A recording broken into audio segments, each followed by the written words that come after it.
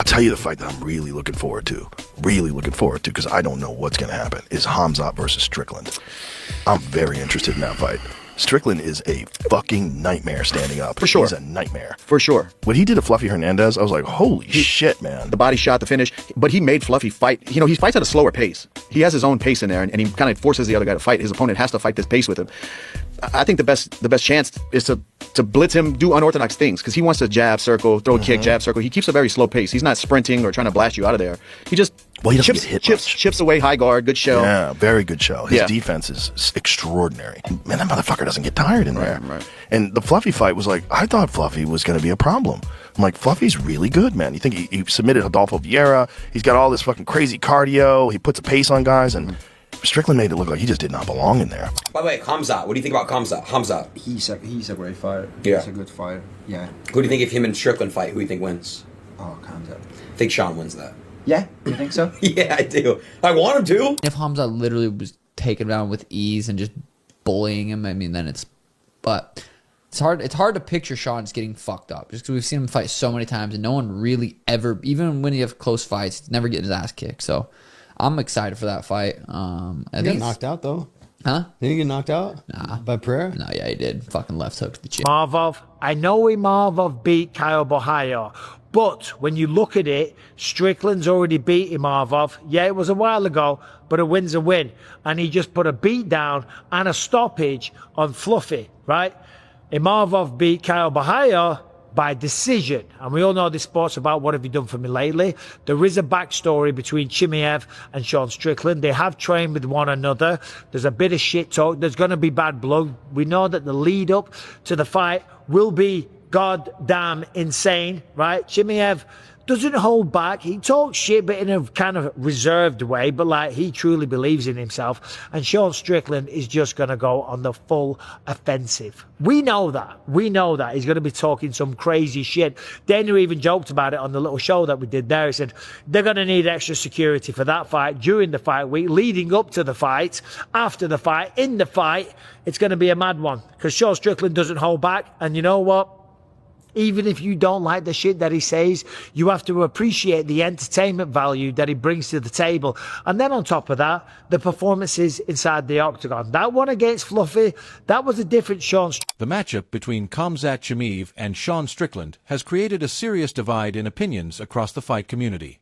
Some analysts believe the wrestling advantage makes the outcome obvious, while others argue Strickland has the tools to turn it into a completely different kind of fight.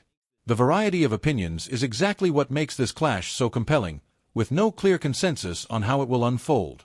And against Chimaev, we've seen him when he has faced adversity, and while he has been able to pass those tests, it still does seem to fatigue him and confuse him when he is in those situations because he's so used to being the hammer and not the nail.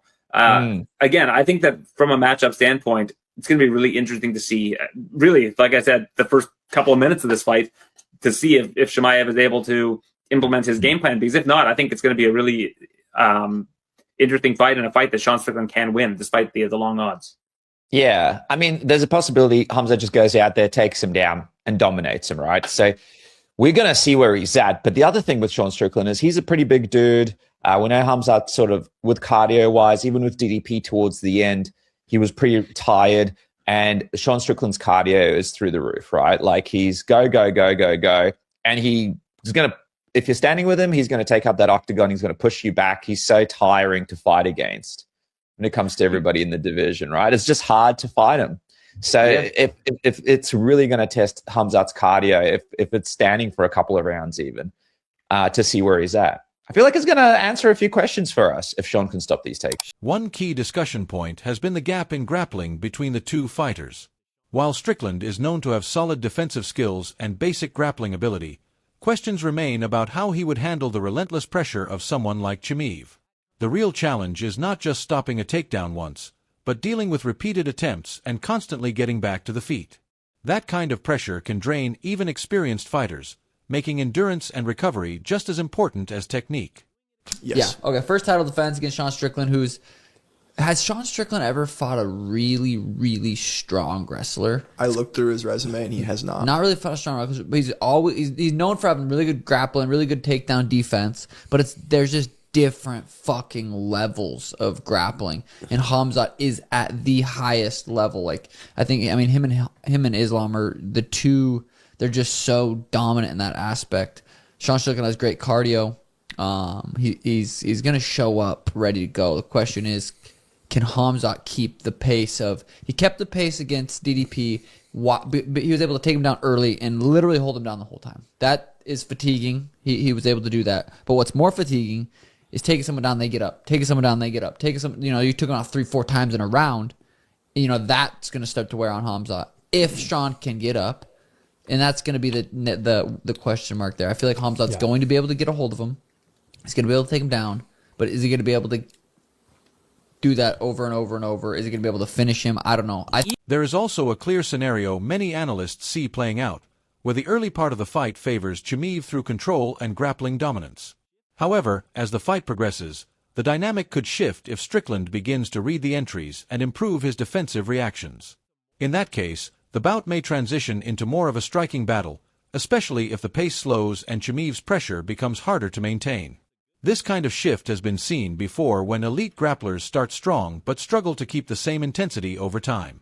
Down, but is he going to be able to do that over and over and over? Is he going to be able to finish him? I don't know. I think, what would be absolutely epic is if Khamzat took him down first round, second round, beat his ass a little bit, and then Sean Strickland kind of started stuffing the shots in the third, and then started piecing him up in the fourth, and Strickland got it done. It would be fucking sweet. But we just saw Charles versus Max. Charles dominated. I mean, it's weird when you think of Charles, you don't think of like super great wrestler. A lot of his takedowns kind of come from body locks and trips from the body lock, which is great wrestling. But Max had never really fought like a super high-level wrestler. Are we going to see the same kind of thing play out where Khamzat takes him down and it's kind of the same fucking thing? I don't know. Super excited for that fight. Final prediction. Don't have one because...